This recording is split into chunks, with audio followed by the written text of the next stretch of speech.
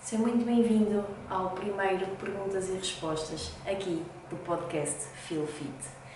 Esta vai ser uma nova dinâmica, uma nova rúbrica que eu decidi implementar a partir do mês de dezembro. Então, muito simples. Eu estou aqui para esclarecer todas as tuas questões, perguntas, curiosidades sobre treino, alimentação, suplementação, curiosidades do dia-a-dia, rotinas, hábitos, vida pessoal, o que tu quiseres. Todas as tuas dúvidas vão ser respondidas aqui, semanalmente, então, no podcast. Para isso, eu vou abrir uma caixinha de perguntas todos os domingos ao final da tarde e ela vai ficar disponível até segunda-feira ao final da tarde também. Vai ser nas stories no Instagram e tu simplesmente tens que lá ir, colocar a tua questão e esperar para ver respondida no episódio que vai sair todas as sextas-feiras, todas as semanas.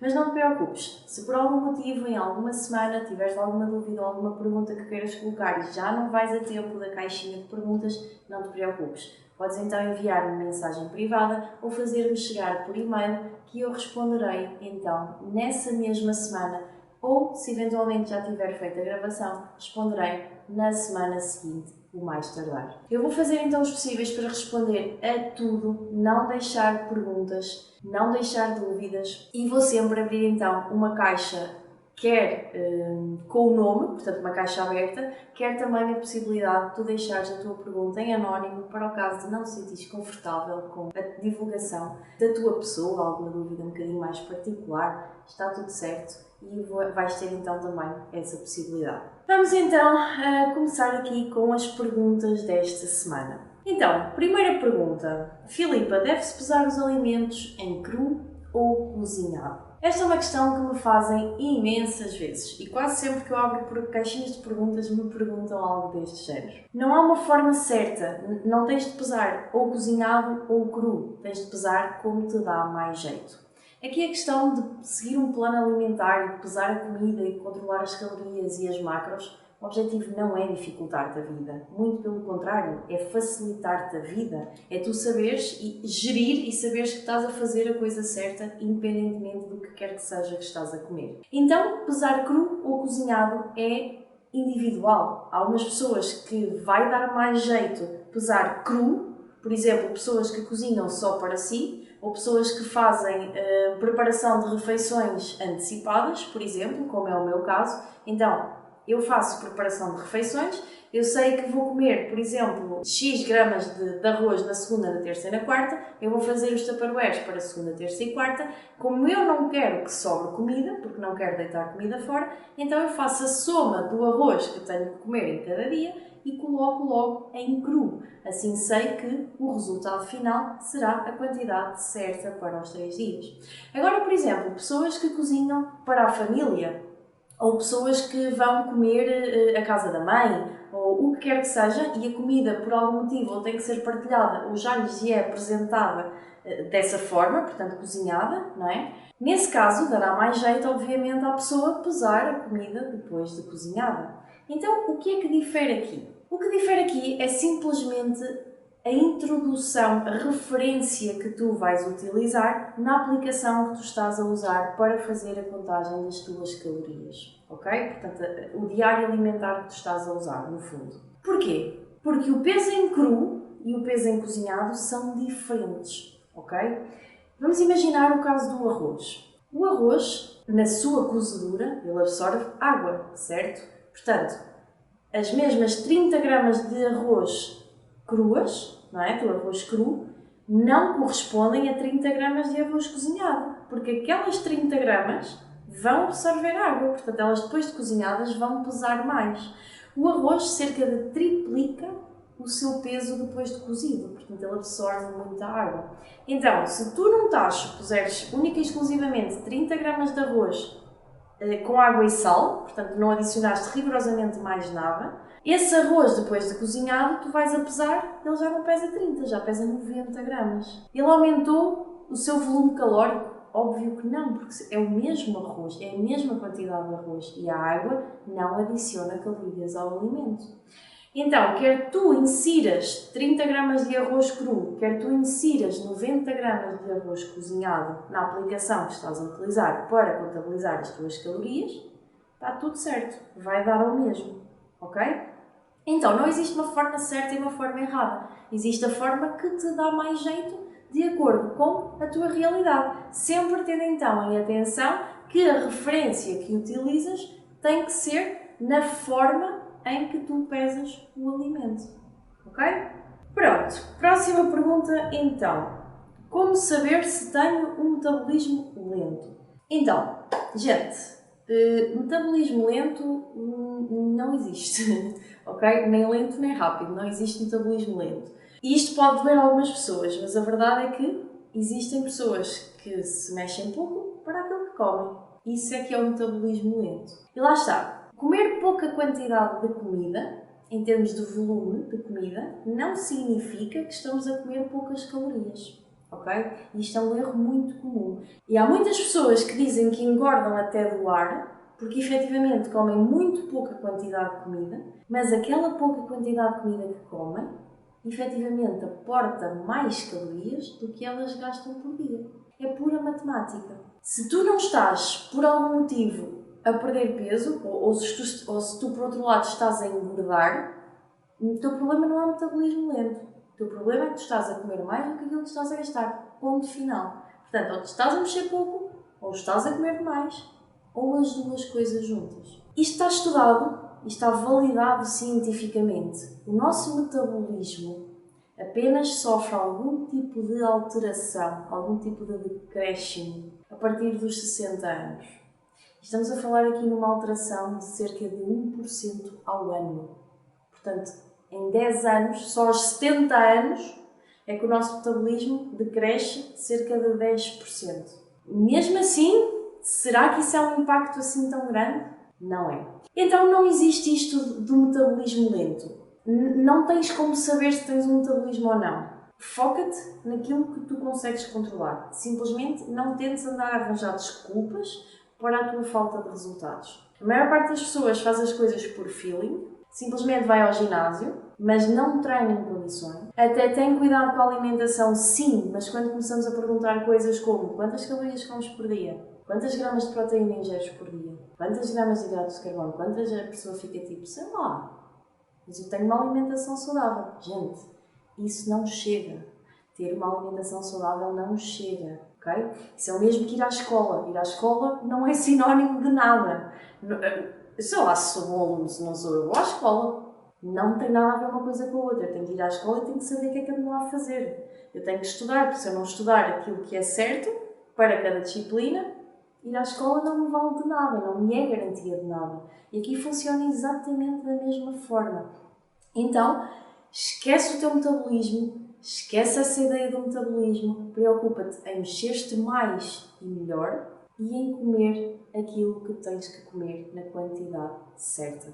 Okay? Se achas que estás em déficit calórico e mesmo assim não estás a perder gordura, é porque não estás em déficit calórico, não é porque tens um metabolismo lento, é porque erraste no cálculo e mesmo assim não estás a consumir menos calorias do que aquelas que tu gastas. Portanto, tens duas opções, ou reajustar esse valor da ingestão calórica ou passares a mexer-te mais para que tudo comece a funcionar. Ok? A melhor forma de acelerar o metabolismo, se assim lhe quiser chamar, é esta. Mexer-te mais e comer melhor. Ok? Depois, temos então aqui a terceira pergunta. Qual a melhor forma para tomar creatina? Eu não sei se percebi bem a pergunta, mas vou tentar aqui de forma sucinta abordar as duas interpretações que isto possa ter. Se falas em a melhor forma em termos práticos, ou seja, se me estás a perguntar se é melhor, sei lá, beber em batido ou adicionar uma receita ou assim, então a minha resposta é bebe como tu quiseres ou toma como tu quiseres, desde que não a sujeites a temperaturas elevadas, ok? Desde que não a aqueças. Portanto, colocar a creatina, aproveitar para juntar, por exemplo, no preparado das panquecas que fazes de manhã ou do bolo de caneca ou o que seja, não é uma boa opção. Porquê? Porque vais elevar a temperatura e as propriedades da creatina vão ser degradadas. Portanto, Mais valia não estares a tomar, estás a gastar dinheiro para nada. Aquilo morre, ok? Tirando isso, podes tomar então como quiseres. Pá, mete na sopa e mexe, se quiseres comprar sem sabor. Se comprares com sabor, pá, faz um shakerzinho com água e bebe. Se comprares sem sabor ou com sabor, misturado em água. Portanto, como tu quiseres realmente. O que importa é que tu tomes todos os dias, ok? E esta pode ser então outra interpretação. Não sei se te referias à melhor forma de tomar, no sentido de como tomar ou quando tomar. Não importa a hora do dia em que o faças, desde que o faças todos os dias. Porque o efeito da creatina não é agudo, é crónico, é cumulativo. Ou seja, não é, por exemplo, como a cafeína, que tu tomas agora e daqui a 45 minutos estás a sentir aquela energiazinha extra. Não é nada disto. Tu não vais sentir nada por tomar creatina. A creatina funciona então por acumulação, ok?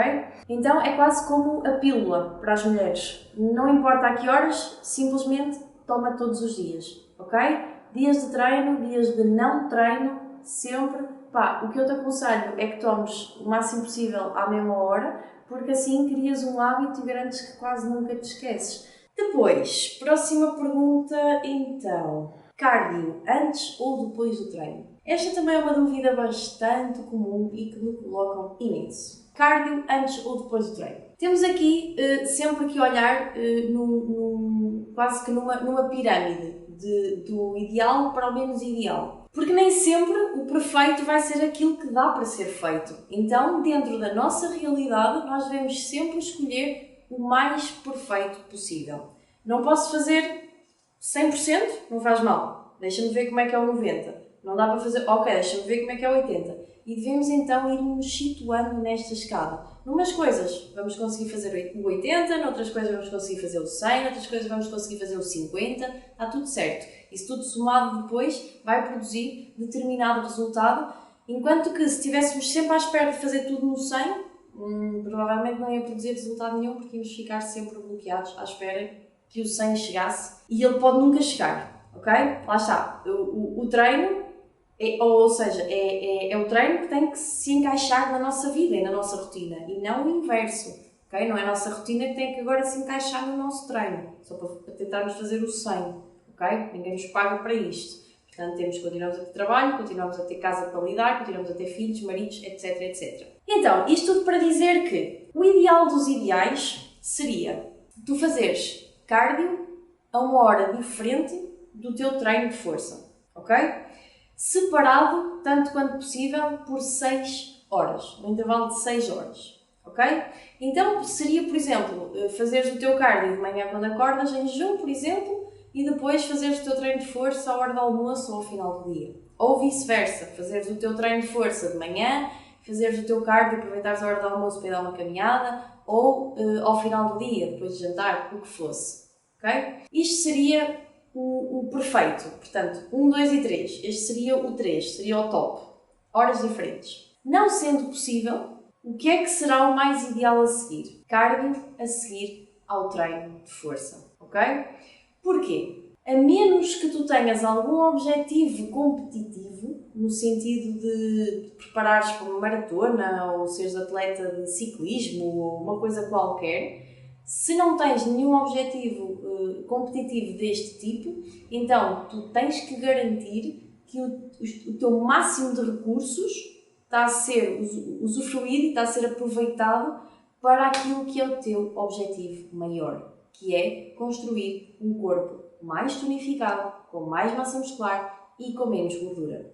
Então, tu vais aproveitar e gastar as tuas fichas todas, a tua energia toda no teu treino de força, garantir que tens as tuas reservas cheias para conseguires levantar o maior número de carga, fazer o maior número de repetições, o maior número de série, portanto fazeres o melhor treino possível, dares o melhor estímulo possível aos teus músculos e depois então, quando essas reservas já estão depletadas, ficas num ambiente muito mais favorável à queima de gordura.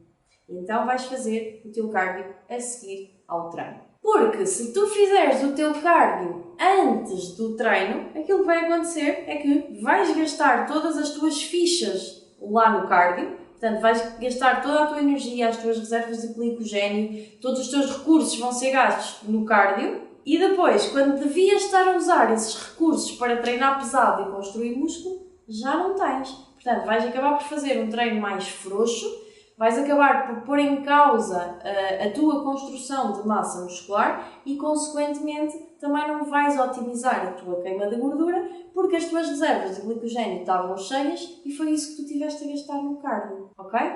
Então, se tivéssemos que pôr aqui isto numa pirâmide, seria, idealmente, horários diferentes, menos ideal, mas ainda boa opção, cardio a seguir ao treino, de evitar mesmo, tipo, a todo o custo, cardio antes do treino. E eu digo mesmo evitar a todo o custo e nem em caso de vida ou morte, porque nem sequer faz sentido, porque se tu vais ter tempo para fazer ambos, então simplesmente troca a ordem. Portanto, não há nenhum motivo válido, a menos, lá está, que tenhas algum objetivo específico competitivo nesse sentido, e então aí, obviamente, deves utilizar os recursos todos para esse objetivo específico e, portanto, deves priorizar esse objetivo. Portanto, aqui é inverter a lógica, entendes? Entretanto, eu abri também então o espaço de perguntas anónimas e sinceramente, não me levem a mal, mas não pensei que isto fosse acontecer, porque na realidade nós somos adultos, não é? Epá, não me levem mesmo a mal, mas o tipo de perguntas que me colocaram em anónimo foram assim perguntas tipo de bilhetinhos do 5º ano, género, quem é a tua melhor amiga? Podem achar estranho, mas efetivamente isto aconteceu. Portanto, eu recebi perguntas como quem é a tua melhor amiga, de quem é que tens saudades, portanto, acho isto, ok, são perguntas válidas, mas eu sinceramente nem achei responder, portanto eu acho que não as vou responder. E o intuito das perguntas anónimas é olharem para isto como uma coisa séria na mesma, portanto, vamos imaginar que eu por algum motivo estou a atravessar um problema hormonal ou um problema de alguma compulsão alimentar ou de algum distúrbio ou de alguma coisa e não me sinto confortável em pedir ajuda identificando-me, porque eu não quero que a pessoa saiba que eu estou a passar por aquilo. Portanto, era mais nesse sentido, de procurar ajuda de uma forma anónima para algum motivo se sentirem mais confortáveis e não propriamente para receber este tipo de perguntas. Portanto, mas respondendo, quem é a minha melhor amiga? É a minha mãe, pronto, não sei, é a minha mãe, sim. E de quem é que eu tenho mais saudades?